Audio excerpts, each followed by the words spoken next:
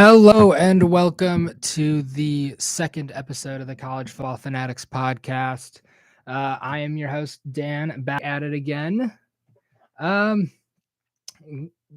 what just last weekend was week 4 for college football, and this season is starting to turn out sort of like what 2007 college football season turned out, where I think it was somewhere like 5 or 6 weeks in a row the number 2 team changed dramatically. Teams that the number 2 team just seemed to be a curse when you were there. I mean, that was the same season that Michigan played Appalachian State, ranked number 2, I believe, actually, and lost that game in a dramatic fashion. Um, I don't think I actually went to that game, but it was still insane game. To if anybody watches a replay of that game, it's one of the craziest games I think I've ever seen, because Michigan was just projected to dominate that game. And this season is starting to turn out somewhat like that, where teams that were projected to be good are not ending up to be very good, and teams that were not projected to do very well, like Kansas, have been overachieving out of their mind. The USC just played Oregon State, and they won an ugly game. They just scraped by with the win, and it was hard to tell that they were a top 10 team. They did not look good. They had a lot of major issues that they just couldn't really get the ball moving all that well, and Oregon State was just stopping them on quite a few drives, but everything just seemed to go wrong. But I actually want to talk about a game that occurred a few weeks ago, which was Georgia versus Oregon. Georgia versus Oregon was a really great game, and I think that was week 1 or 2, and I can't remember which one it was. But it was a great game because you really got to see Georgia playing a quality opponent, who had who has a very good quarterback starting for them, and has a good offensive line, a good defensive line, and you got to watch Georgia pretty much slice through them. Bo Nix, who's the quarterback for Georgia, threw 2 interceptions that game, and he really seemed to threw 2 interceptions. Sorry, not in that game, in the first half alone, and he really seemed to struggle against Georgia a lot. And I think that speaks to just how good Georgia actually is. Now, granted, Oregon doesn't have Kayvon Thibodeau anymore, and Kayvon Thibodeau was arguably the best or second best defensive end in last year's draft class. He was up there with Aiden Hutchinson, and is quite likely is going to be a star in the NFL in the next few seasons, and I have no doubt that he'll do very well there. But they lost him, and from what I could tell, they didn't come up with a strategy to replace the production that he had. They weren't really rushing more guys on their defensive line, and they weren't trying to make it up. They were just trying to replace him on a 1-and-1 basis. And just like Michigan couldn't do that with Aiden Hutchinson and David Ajabo, you can't do that with a player as good as Kayvon Thibodeau. I mean, he's just too good to rely on, your former backup defensive end to play with, or to play at that same level. The tight end room for Georgia looked phenomenal. Before I rewatched this game. I was under the impression that Michigan had the best tight end room in college football. And to some degree, I still think that, but I also can understand an argument for saying that Georgia has the best tight end room in college football.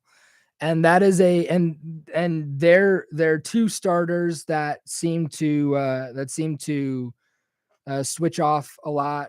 Brock Bowers being one of them looked phenomenal. I mean, they just looked completely unstoppable. Michigan's tight end room with Luke Schoonmaker and Eric All looks good, but there's something that's just different about Georgia and their tight ends when they play to what Michigan and their tight ends look like. There is just different, and it's not necessarily something that you can entirely put a finger on. It's just something that when it passes the eye test, that it just looks better when Georgia's doing it. And like I said last week, Georgia is still the team to beat in college football. I'm not saying that the Nick Saban era of winning national championships is over, but he has competition now. For the past, 10 years, it seems like Nick Saban has dominated college football with Alabama. He has recruited at the highest of levels. I saw a stat that this year that really proves the point of this year. 35% of all 5-star recruits go to one of 3 schools, and that's Georgia, Alabama, and Ohio State. And when you recruit at the level of 35% of the best players in the country are going to 3 schools, it's going to be hard to compete. But Kirby Smart has brought Georgia from a win check again for Alabama to now this is a serious game that has to be played, and mistakes will cost you dearly. You saw that last year when Alabama won the championship, the SEC championship, and Georgia won the national championship. Mistakes were paid for in each game, and it affected the outcome like rarely I have seen before. Now, another thing that I want to talk about with Georgia is that Georgia's defensive line was getting to the quarterbacks that they've played again quite easily. I mean, it just looks like they're in a toll booth and just waiting for permission to go by. I mean, they are just they're stopping for a couple of seconds, being held up from the offensive line, and then they're just getting by and pressuring that quarterback into making hurried up throws, or into having to scramble out of the pocket, or into completely struggling against their entire offensive line, which brings me to my next point, which makes their secondary look even better, considering that their secondary seems to be quite sticky on the receivers. they usually are not they're usually within a couple of feet of the receivers, and there really aren't any open players being hit down the field too often. It's usually just you're picking up, a few yards. Georgia or Oregon had a lot of success in the screen plays. Um, they had a lot of success with with some crossing routes thrown over the middle. They really did not have success with throwing the ball, 40 yards down the field. I mean, Bo Nix, his first interception, he threw the ball 40 yards down the field, and um, Georgia's I think he's a safety, Stark. I think he's a freshman as well. Had a phenomenal interception, and it you can't. The throw wasn't bad. It was just Georgia's defense. Georgia's secondary players are just that good to play. So getting away from the Georgia Oregon game that was played a few weeks ago, I want to talk about the Big Ten a little bit. Michigan State did not have a good game. Not at all. In fact, they really, really sucked. They played a not so great. They played a not so great Minnesota team that shouldn't have beat them nearly as bad as they did. They Michigan State's only points came in the last couple of minutes of the game, when Minnesota could have pretty clearly scored another touchdown. And this is a year that Michigan State does not have Kenneth Walker anymore, and I think that that's really affecting how Mel Tucker is able to win games. I mean, when you look at Kenneth Walker last year, he had over 1,000 yards rushing. Even on the Michigan game, he had like 200 yards rushing alone, and he really led them to the win against Michigan. And he led their team. He was quite important to the way that they won games. Now,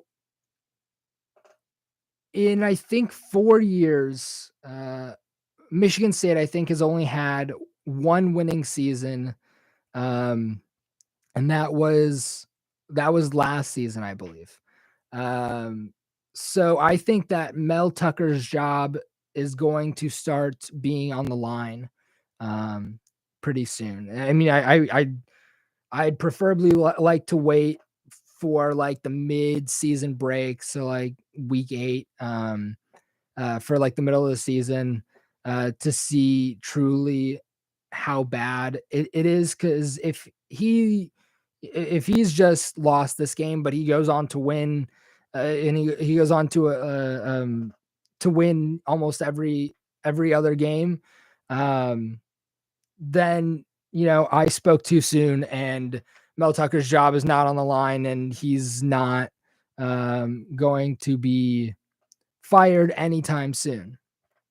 But if he ends up losing against Maryland, if he ends up losing against Wisconsin, which Wisconsin is not is not Wisconsin does not have the team that they have had in the past this season. They are not nearly as good on defense or on offense. They're not going to be able to outscore really an opponent all that easily. Um, Michigan State should win that game. But with this Minnesota loss, it's now looking more and more likely that that's going to be a dogfight and that they're going to lose against Maryland, Michigan, and against Ohio State. Um, and that is looking to be maybe not the end of Mel Tucker's career, but that would probably be the end of his um his time at Michigan State. Um Now I want to get on to Michigan, Maryland. Um this was Michigan's first test against a team that that had a against a team that I think was ranked under 125. Um Michigan has not played anybody um with any real team. I mean, they played Colorado State, Hawaii, UConn in their preseason or in their non-conference games, I should say.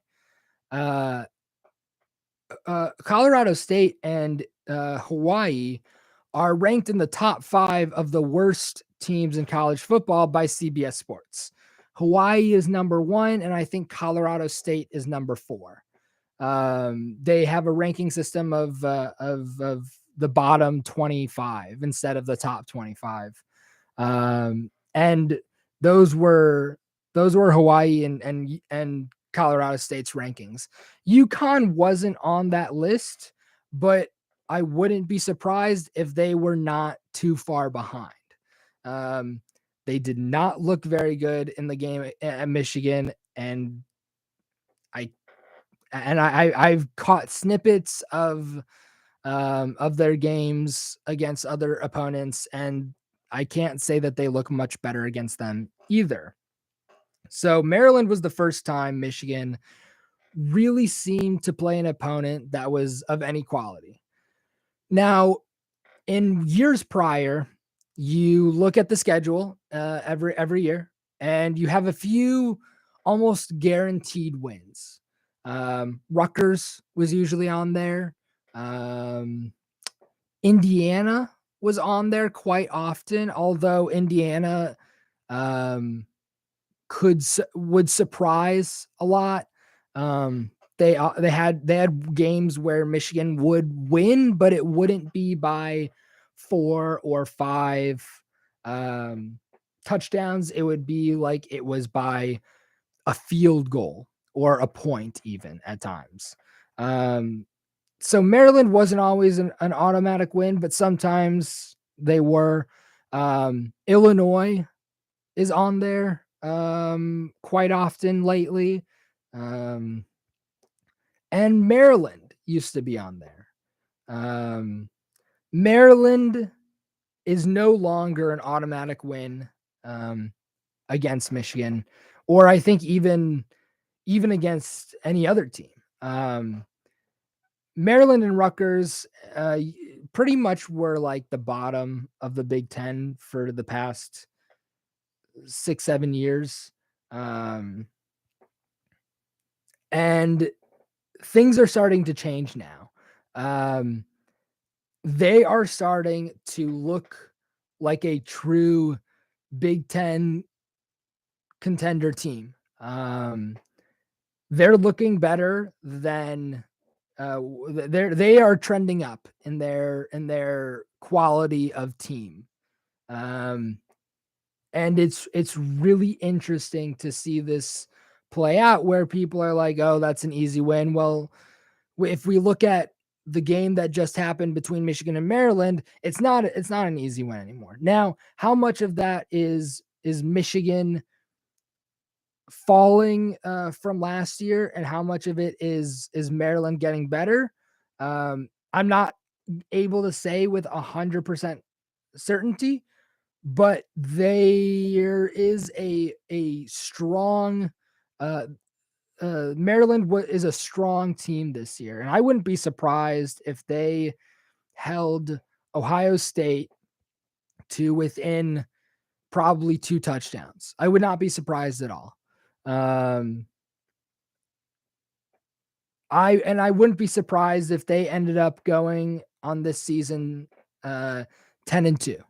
I think that they are truly a team that could end up doing that and really pose a problem for Michigan in the future. And that is really that could end up being really interesting to see how Maryland goes from considered the bottom of the Big Ten to one of the premier teams in the Big Ten, and see how that affects their recruiting. So last year, Maryland recruited in the mid 30s. I think their rank was like 33 or something like that. Um, the year prior to that, they were in the 40s. So I think they were ranked. I actually think they were ranked 40 for recruiting, according to 24/7 Sports. Um, I think they were similar the year before that, and then I think they were ranked in the 50s or the 60s 4 years ago. And that tends and this trending up of getting better and better prospects when the top 20 is filled with like 10 SEC teams, you start to see that after about the top 10, the next 20 recruiting teams are pretty spread out around college football. You see them in the Pac-12, you see them in the Big 12, and so Maryland has been working their way up, and it's really starting to show on the field now. So let's talk about. I came across about this article. I came across this ESPN article.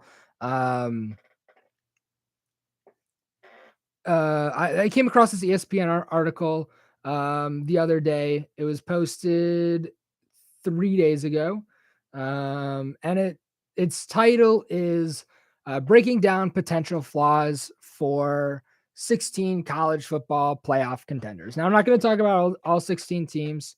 It's written by Bill Connolly, who I think is a fairly knowledgeable writer for ESPN. So it starts off with talking about Georgia and their game against Kent State. Talks about a 75-yard touchdown to their tight end, which was a quick strike touchdown. And then it goes on to Alabama. It doesn't actually really talk all that much about Georgia's flaws, but it does once you get out of the number one spot, because Georgia is obviously ranked number one in the AP poll. And I also believe they're ranked number one in the coaches poll as well. So it talks about Alabama next. I'm not going to recite this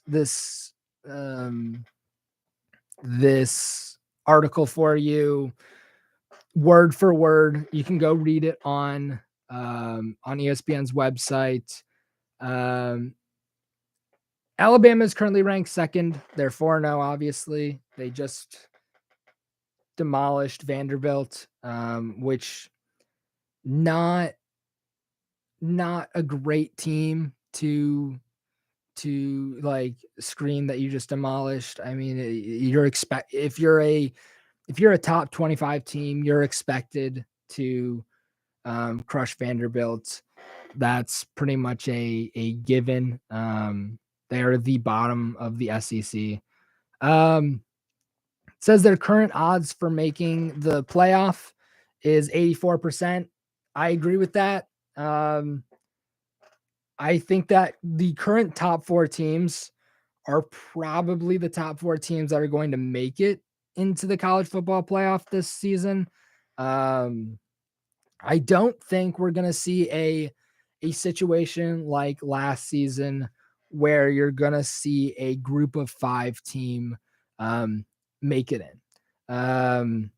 I just don't think that there are any group of five teams that have played well enough to warrant getting into the playoff. Not that there are a group of five teams that aren't playing well. There are, just not well enough to make the college football playoff. I mean, Kansas is playing great right now. I think they're 4-0 now. And Kentucky is also playing great. I think they're 3-1. They're just not playing to the level that Georgia, Alabama, and Ohio State are playing. And I would love to add Michigan into that um, grouping of teams that are playing phenomenally, but I can't look at them through maize and blue colored glasses. I have to look at them realistically, and they are just not playing to a playoff contender level at the moment.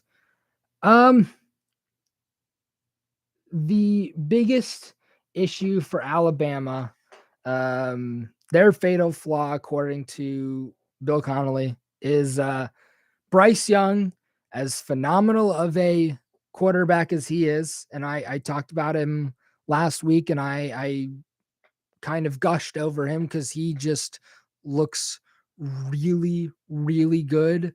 As phenomenal of a quarterback he is, he doesn't have enough help in the on the outside. And what that means is his receivers are not creating space enough to help him outplay the better teams.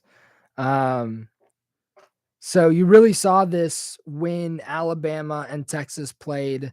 Alabama could get very little separation from the cornerbacks and the safeties, and it was a mess for Alabama. They ended up with a win by 1 point, but it was a mess of a game for them. And Texas played phenomenally. And I truly believe that if Quinn Ewers had stayed in that game and not gotten injured, we would be having a very different conversation about Alabama and a very different conversation about Texas. Texas, I think, would have won that game by 3 touchdowns. And we would be saying, how has Alabama fallen so far? And not, and we wouldn't be looking at Alabama as even a contender for the playoff.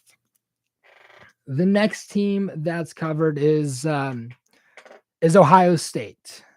And unfortunately, I do have to cover them, even though they are the most bitter rival of my favorite team, which is Michigan. They annihilated Wisconsin 52-21. Currently ranked third in the AP poll. The game was over by halftime. Wisconsin did not have any chance of winning this game at the end of the halftime. It was just too far. They were just too far ahead. Ohio State was just too far ahead, and Wisconsin just doesn't have the talent to go up against a team against that Ohio State team and win. Ohio State's chances of making the odds 77.5. And their biggest flaw, the defense gets gets burned in the red zone. And the defense gets burned, and in the red zone they struggle. Which, when you want to stop, when you're in a game where you want to stop the other team from scoring, is not a good thing, obviously. Next team, Georgia. They're obviously ranked number 1 in the AP poll. They just beat Kent State in a not entirely convincing fashion, but still looked pretty good. Chances of making the college football playoff, 72.7%. Their fatal flaw is they have a passive pass defense. They rank 81st in passing success rate allowed, which, for a team that I have looked at and thought that they looked phenomenal, is not very good. And if they want to end up making the college football playoff, they're going to have to get that under control. Now, it's only week 4 or week 5 now. There's still a bunch of weeks left in the game. I mean, we're only a little under a third of the way through the season. And it really teams change quite often in this sport over the course of a season. If you would have asked anybody a year ago, or over a year ago now, but if you would have asked anybody at the beginning of last season, Michigan had a 2% chance of making the college football, or making the Big Ten championship game, and a 0.2% chance of making the college football playoff, and they made both. So teams change teams can change quite dramatically over the course of a season. I think if Georgia stays healthy, they'll get in. So on to the next team. Now, this is where I start to disagree a little bit with my buddy Bill over here. I don't actually know him. I'm just trying to, I don't know. But I disagree with Bill, because he says that Clemson has a better chance of making the college football playoff than Michigan does. And I don't think that that's accurate. He says that Clemson's chance is 43.4%. They are currently undefeated, 4-0. They played Wake Forest and won 51-45. And they're currently ranked 5th in the AP. Clemson, I've watched some of Clemson's games, and I don't see anything to suggest that they are a playoff contending team. Their offense is good, is decent, but they have like zero defense, which is what Bill says their fatal flaw is. He goes defense with 3 question marks after it. And is really bad. They allowed Wake Forest to score 45 points on them. This became a shootout and not a blowout, which, yes, Wake Forest is not a bad team, and they were ranked number 21, but again, it's still Wake Forest at the level that Clemson is recruiting. They should not be coming close to losing to Wake Forest. I mean, this is under a touchdown. This is if Wake Forest scores a touchdown, Clemson loses this game. So I want to now move on to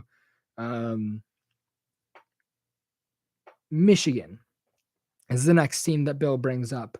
And he says that their chances are 30.3%, which, with the exception of last year, this is Michigan's highest ranking since I think the 2016 the 2016 season, where Michigan was ranked number 2 going into Iowa, and they lost by a point. So I actually want to talk about that, and I'll talk about that after I talk about Michigan's fatal flaw, according to Bill, and that is finishing drives. Staying on the field seems to be keeping their offense on the field seems to be a problem for Michigan this year. And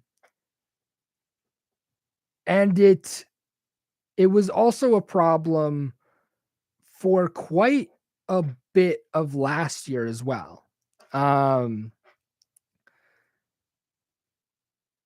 Michigan had a problem when they would get into 20 yards into the red zone, and they just would come up either short on plays or something like that. Michigan got a lot of their points last year by being a very explosive team and not being a nickel and dime team where you get 5-10 yards every play. They were a team, they were like number 1 in plays over 30 yards, in plays over 30 yards.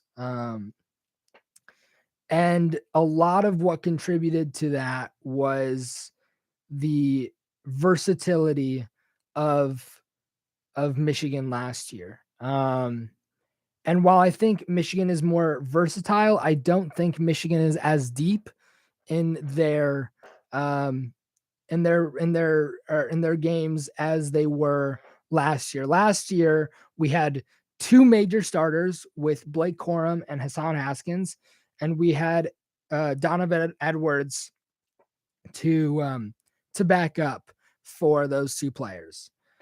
This year, Donovan Edwards replaces Hassan Haskins, and last game, Donovan Edwards was not in the game because he was injured.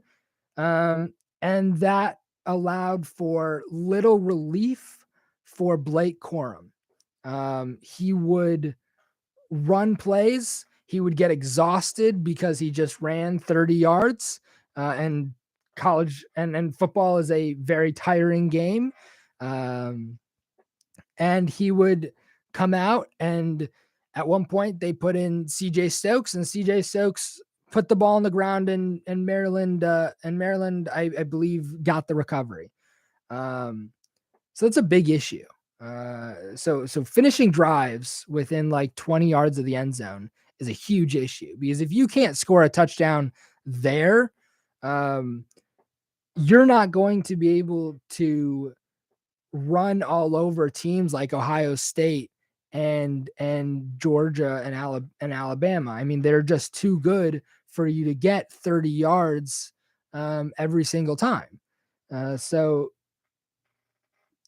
people think that the most important plays are, what happens on third down. It's not the most important plays. The most important plays are what happens when you're within 20 yards of the end zone.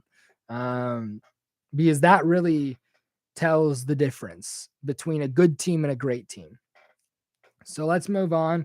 I said earlier that I wanted to talk about Iowa and Michigan. So I was at the 2016 game, and that is a very memorable game because I went with my family that year, and I went with my aunt, who was a graduate of the University of Iowa. And Iowa was not ranked, and there was no indication to believe that Iowa would give Michigan um, any struggle. And I was acting like an idiot. And I was telling my aunt that Michigan was going to blow out Iowa. Um, and what ended up happening was I ended up screaming my head off at the Michigan offense, because they were not doing what I had wanted them to do and run all over Iowa so that I could prove my aunt right, or so that I could prove myself right to my aunt. And in the final few seconds of the game, Iowa kicks a field goal and wins the game 20-19. Now, this would have been, this would have been okay if if I hadn't acted like an idiot, telling my aunt um, how good Michigan was, and how they were going to beat Iowa, because she never let me forget it, and still to this day does not let me forget it. Every time Michigan and Iowa plays, she always brings that story up, and I'm always very embarrassed about that story. Um, Michigan is going to Iowa again this season. Michigan is obviously, like I said earlier, is ranked number 4th in the AP poll. Iowa Stadium, I can't remember the name of it for the life of me, is where top 5 teams go to die, according to just about everybody. um, in Iowa has played. Iowa has in the past, I think 5 years, has played 6 top 5 teams at home and has won 5 of those games, uh, which which is going to be a problem for Michigan, who is looking like they are struggling against Maryland. Now, in Iowa's first game, they had more. Iowa had more touchdowns, or had more wins than touchdowns at the end of their first game, which is a crazy thing to think about. Because usually when a team wins a game, they have at least one touchdown.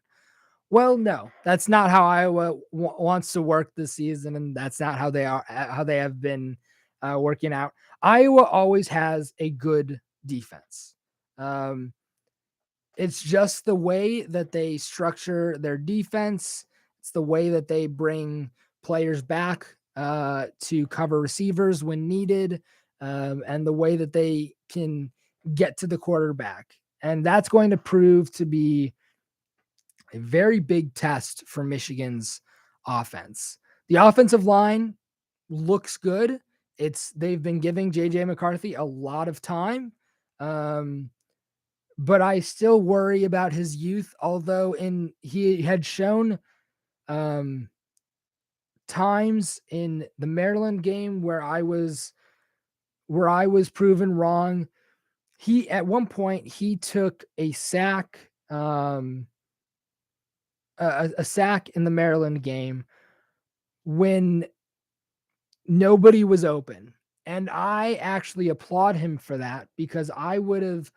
Now, I wish he would have thrown the ball out, but instead of taking that sack, but I would rather him take a 1-yard sack, which I think is what it ended up being. It was like 1 or 2 yards. It wasn't a huge loss of plays, but he ended up taking a 1 or 2 yard sack, and he didn't try to throw the ball to a receiver that was not open.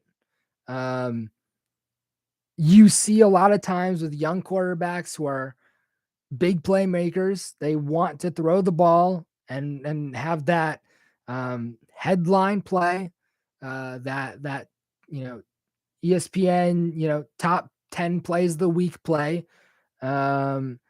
But when guys try to be a superhero and throw phenomenal throws and it ends up badly, um, more often than not, it's going to end up being an interception or a fumble or something like that, or just something that you don't want happening. And that's a big thing that I saw with JJ McCarthy, was that he didn't try to do that.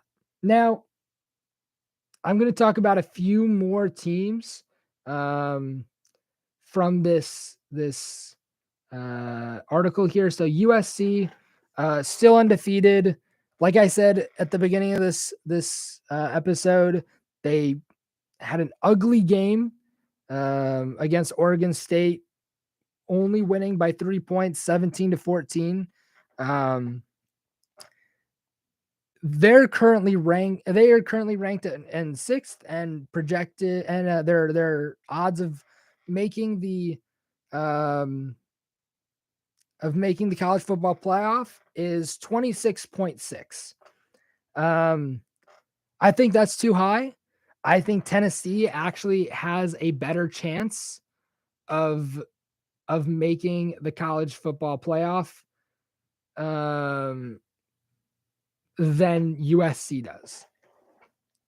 Their fatal flaw is over reliance on turnovers. Um, and they're currently plus 15 in turnover margin, which is uh unbelievable, actually. Like that is a really phenomenal um turnover margin. Um it almost reminds me of Iowa last year, who Iowa always has a lot of turnovers, but Iowa last year, thanks to um, a phenomenal turnover margin, um, their defense led their team to a 6-0 start, and um, my mistake. The plus 15 turnover margin um isn't actually USC. That's actually Iowa's turnover margin last year. Um so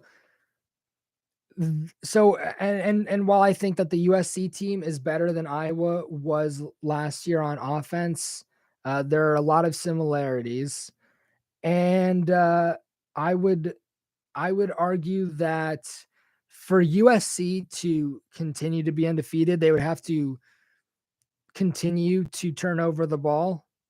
But once they start playing better teams later this season, um, that turnover margin I expect to go down quite a lot. So USC since week one has 11 interceptions and 7 fumbles. So that's 18 turnovers, um, which is even stronger than what Iowa was looking at last year. Um, the next team I'm going to talk about, they have Minnesota, Penn State, and Utah with the next highest playoff odds. But I there is nothing that I really want to discuss with any of those teams. Tennessee. Tennessee is the next team that I'd like to discuss. They're ranked currently ninth, and they just won a game against Florida, 38-33. Tennessee is looking to be a very good team. Their offense is reacting well to most of the defenses that they've been up against. Their fatal flaw, pass defense, and this is very true. Florida was able to pass the ball pretty easily against um, against Tennessee. For them to get better, or for Tennessee to truly make the playoff, their pass defense, their secondary is going to have to play a lot better and be a lot tighter on the receivers. Their current odds of reaching the college football playoff is 6.6%. So that's all that I'm going to be talking about today. Next week, I will be talking about mostly about games that were played this week. I'm gonna focus slightly less on Michigan. I'm probably gonna watch the Ohio State game and react to that next week. And I'll watch Alabama as well and react and have reactions for those two games that are coming up this week, or I should say this weekend. And that's all. Thanks for listening. Don't forget to check out the next podcasts that are going to be on here. And thanks for paying attention and listening to the College Football Fanatics podcast. I am your host, Dan, and have a great day.